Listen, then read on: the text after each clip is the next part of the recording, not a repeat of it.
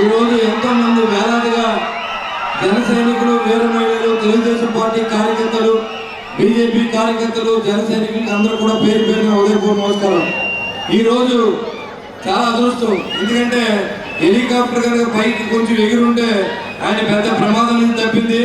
ఒక engine fail అవ్వడం వల్ల అది ముందు గమనించి పైలట్ కిందకు దింపడం, మరి ఇక్కడ రాలేకపోయినందుకు క్షమించమని చెప్పి ఆయన నాతో కూడా మాట్లాడి మన జన సైనికులు, వీర మహిళలు అందరూ కూడా నాకు క్షమాపణ తెలియజేయండి.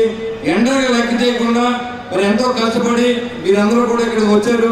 మీ అందరికీ పేరు పేరున ధన్యవాదాలు తెలియజేసుకుంటూ, మరి నెక్స్ట్ మీటింగ్ మీకు డేటు వారం రోజుల ముందే మీకు తెలియజేస్తాం. మరింత ఉత్సాహంతో మనం మరి పవన్ అన్న గారి మీటింగ్ని సక్సెస్ చేద్దామని చెప్పి మేము అందరూ కోరుకుంటూ, మీ అందరూ మమ్మల్ని కూడా క్షమించవలసిందిగా కోరుతా ఉన్నా.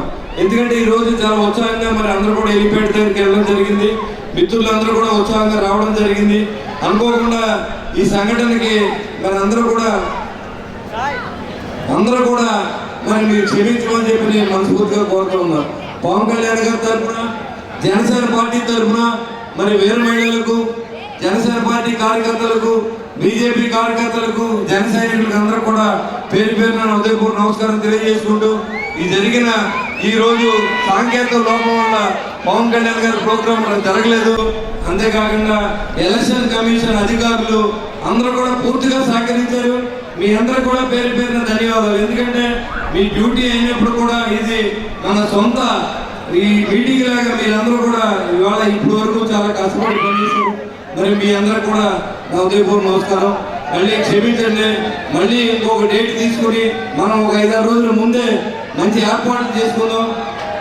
అలాగే బీజేపీ సోదరులు వచ్చారు, అందరూ కూడా ఈరోజు జరిగిన మీటింగ్ అందరికీ మీరు పేరు పేరున మీరు కూడా చెప్పండి.